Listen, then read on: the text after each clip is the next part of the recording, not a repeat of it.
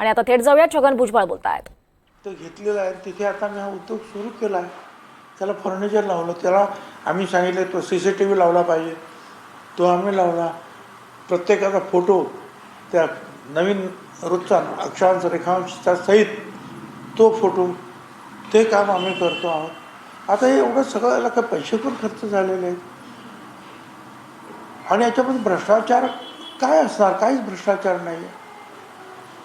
पण गरिबांची त्याची जी सेवा आहे तर ते त्यांचं ते रडत होते, ते सांगत होते की कृपया हे बंद करू नका, काय आम्ही सगळे अडचणीत येऊ. तर मी सांगतो मुख्यमंत्र्यांना, त्याप्रमाणे मुख्यमंत्र्यांना मी सांगितलेलं आहे. आणि मग आणखीन एक पत्र दिलं त्यांना, ते म्हणजे जे आहे की आता ज्या निवडणुका होतील त्या निवडणुकांमध्ये आम्हाला आमचं आरक्षण पूर्णपणे मिळावं. कारण ह्या बाठी आयोग जो आहे त्यावेळेला जे सुप्रीम कोर्टाचे जज बसलेले होते ते एवढे घाईमध्ये होते की 15 दिवसातच आम्हाला पाहिजे, अमुकच पाहिजे.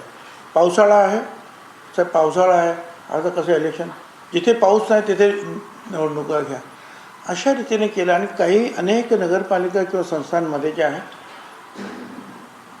OBCला 0 आरक्षण मिळालं आणि त्यांच्या निवडणुका झाल्या. काय करणार, सुप्रीम कोर्टाचा आदेश. आणि मग अशा घाईघाईमध्ये जे आहे ते बाठिया कमिशन बनवलं. बाठिया कमिशनमध्ये सुद्धा करा, 15 दिवसात करा, 20 दिवसात करा. मग 8 दिवसात आणि 20 दिवसामध्ये कुठे काही होतं का, मला तुम्ही सांगा. आणि ते पण त्यांनी जे आहे ते मतदानाच्या ज्यात लिस्ट घेतली. मग गायकवाड कोण आहे? गायकवाड म्हणजे मराठा आहे. अरे पण गायकवाड दलित समाजामध्ये आहे, गायकवाड तर माळी समाजामध्ये आहे, अनेक ठिकाणी आहे. पाटीलसुद्धा जे आहे आगरी समाजात पाटील आहे, अनेक ठिकाणी पाटील सुद्धा. पण ते आडनावं बघून काही लोकांनी केलं. त्यावेळेला झालेल्या एका मिटिंगमध्ये त्यावेळेचे मुख्यमंत्री होते उद्धवजी ठाकरे आणि बाकीचे मंत्री आणि सगळे ते अधिकारी वगैरे, त्यांना मी दाखवलं की याच्यामध्ये 4 ठिकाणी त्यांनी सांगितलं. म्हणजे सिन्नरचे उदाहरणार्थ, सिन्नरमधल्या 4 गावामध्ये एकही OBC नाही. म्हटलं मी लोकांना पाठवलं तिथं, चौकशी करा. तर 2 गावामध्ये तर सरपंचच OBC आहेत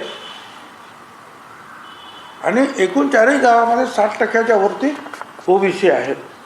आता जर हे अशी जर आकडेवारी जर असेल काय, तर कसं काय आपण हे सगळं मान्य करायचं? तर सगळ्यांचं म्हणणं पडलं की आता असं बघा की त्यांनी जो ते डिटरमिनाईन दिले सुप्रीम कोर्टाने, आपण आता काहीच नाही केलं ना तर आपलं सगळं शून्यावरच सगळं जाईल आपलं कामाचं. पहिले काय गेलं तर आता हे पण पुढे असेल. आणि मग ते आम्ही ते म्हटलं मग ठीक आहे, जाऊ द्या पुढं. पण या बाठिया कमिशनने जे आहे ती आकडेवारी जी आहे अतिशय चुकीची त्यांनी जे आहे सादर केलेली आहे. कुठली जी आहे कसोट्या ज्या आहेत काय ते त्या कसोट्याचं पालन करायला पाहिजे आमचं म्हणणं. आणि आमचं आरक्षण संपूर्ण जे आहे 27% पहिल्यापासून मिळते ते टिकलं पाहिजे. आता आमचं जे काही चाललेलं आहे त्याच्यामुळे जे काही अभ्यास सांगतो आहे की ग्रामपंचायतीपासून इतर अनेक ठिकाणच्या 33,834 ठिकाणी OBCच्या जागा घटलेल्या आहेत.